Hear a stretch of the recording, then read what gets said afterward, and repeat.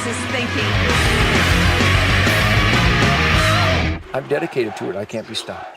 What a joy it is to have a spirit campfire right here on Real America's Voice. But isn't truth, logic, and common sense uplifting?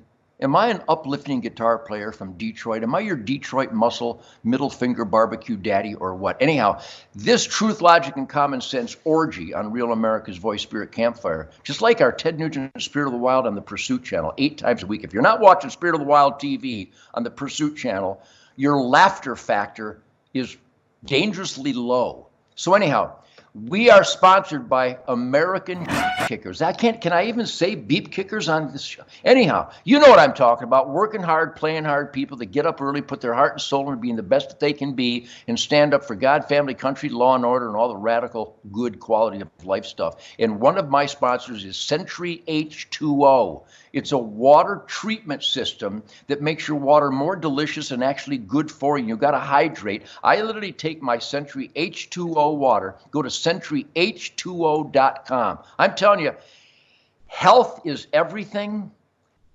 That's why we eat venison and squirrels. Actually, squirrel is venison.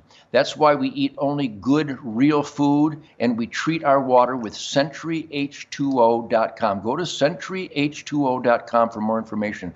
I put it in these aluminum cans that we get because we don't use plastic, and then I put in Field of Greens. I put a slug, a big heaping teaspoon of Field of Greens into my Century H2O. I swear to God. You wonder where I get all this piss and vinegar? Well, I get it from God, but I augment it and thank him by optimizing it with Century H2O water treated and Field of Greens. Go to fieldofgreens.com and type in the code CAMPFIRE. I can't believe people are still eating poison and chemical warfare from the grocery store. If you want to feel better immediately, get all the chemicals out of your house and life, have your water treated with centuryh2o.com, Field of Greens additive, and you will feel better within days. I promise you. I feel better in spite of the world around me. And speaking of feeling better, it's because there are fire breather warriors of law enforcement, the good ones that adhere to their sacred constitutional oath. And we have a blood brother of that sacred constitutional oath right here with his new book, Ram 1. Paul Malone, welcome to the Spirit Campfire. And Paul, isn't it just perfectly organic? Don't you feel whenever you and I talk or get together, it's a Spirit Campfire? Absolutely. Just brothers from another mother from a different time. I think so. And we're celebrating our 35th year of the Ted Nugent Camp for Kids charity. We're going to put that out. It's with Camp with a K. And Paul has been the guiding light and a volunteer for all these years. I can't thank you enough for that, Paul. But even if we didn't have this children's charity, Ted Nugent Camp for Kids, literally saving kids' lives and redirecting a positive True North Compass setting for thousands and thousands of kids all these years, your dedication to law and order and how you've put your ass on the line is, we can't thank you enough for that. Even if I didn't know you, you know that I pray for you guys. Before I even celebrate your new book, Ram 1, because you were undercover, you were the SWAT team in Omaha, Nebraska. Here it is, Cluster Beep 24. As a retired warrior of law enforcement, reflect back on your dedication to law and order, the risks you take, and where we are as a nation right now and how that has to hurt. You know, I gave everything I had for the entire time that I was on, working overtime and crazy shifts, just trying to keep evil at bay. And I absolutely enjoyed the hell out of it, to be brutally honest. People, hey, thanks to the cops, I can't believe you do what you do. And my response is, well, shoot, thanks for paying taxes because you paid my salary. Yeah. And somebody has to do that work to keep this great nation the way it is. Somebody had to storm Omaha Beach, and somebody has to protect the streets of the cities of this great country. And it was my absolute honor to get to do it for as long as I got to do it.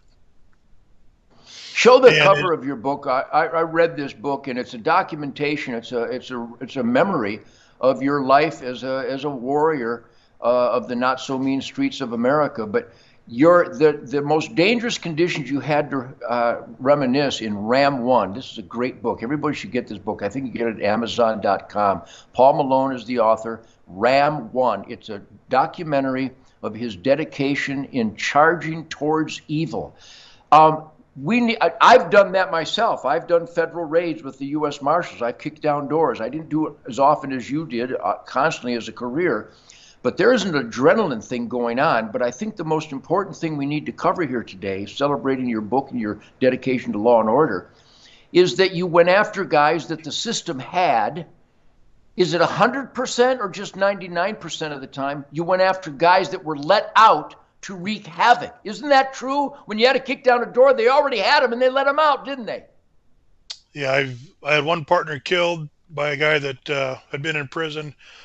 Two other officers that I worked, well, two partners killed, but over and over again, just the recidivistic punks that I'd buy dope from them undercover and they're out in 3 years and they'd kill somebody, or I'd buy dope from them undercover and they're out in 5 years and they're abusing children or just robbing banks. You name it, just over and over again. And the book is full of examples, not just hypothetical, but case by case examples of the recidivism that is what's causes half of our problems. There are specific stories that are just heartbreaking on people that I personally know or put in prison myself that got out to just simply victimize over and over and over again.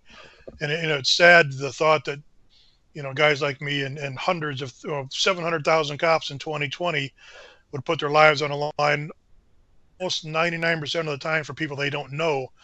They're risking their lives for people they have no idea who they are. And our system just fails repeatedly. Doing undercover work, that's got to be the scariest. Were there instances where you're doing undercover work and you maybe had a confrontation with other law enforcement or officers that got a little sketchy and close calls? Did that ever happen, being undercover? Close calls. We did a case here in Omaha. I wasn't working the case undercover, but shoot, we had an informant killed on video. It was terrible. It was a bad operation with one of them 3-letter entities that shouldn't be in that business in a lot of cases. But there's a lot of protections on the undercover side. SWAT's crazy, busy, and dangerous. Just pulling over a car is dangerous. There's one funny quip in the book that on an undercover deal where I was literally trading machine guns to a cartel member, Sinaloa cartel member in Omaha, who would take guns back over the border, and I got to throw a little Nugent in on the deal to mess with the guy a little bit. And I got a good giggle out of it. I know we've talked about that before, but that's one of the things that I did. I try to inject a little bit of humor in these cases to try to throw the guys off, to get them to hopefully realize that I was a bad guy too. Well, that's the trick being undercover. You have to come off like a dirtbag so that the dirtbags will accept you. How difficult was it after doing all that undercover work and dedicating yourself to be this rotten, soulless bastard? What was the transition like to get back so you didn't mistreat your wife? Because you have a wonderful wife who's also a commando. How difficult is it to make that transition from being in the den and in the environment of pure evil and then coming back? As a hunter, the outdoors does cleanse the soul and provide sanctuary, doesn't it? Oh, 100%. And that's where I would find my solitude in a tree stand. But it is to do it right, you kind of need a handler to keep yourself in check, because you spend all that time with those guys and you get sucked up in the role a little bit, not necessarily criminally, but your soul kind of gets drugged down a little bit. And I talk about in the book that I kind of had a moment where I needed that serious check in life, and it came from my wife, and it came from one of my favorite partners on the job, Edie. Told me, hey, you need to wake the hell up, dude. You're not this bad guy that you're portraying every day.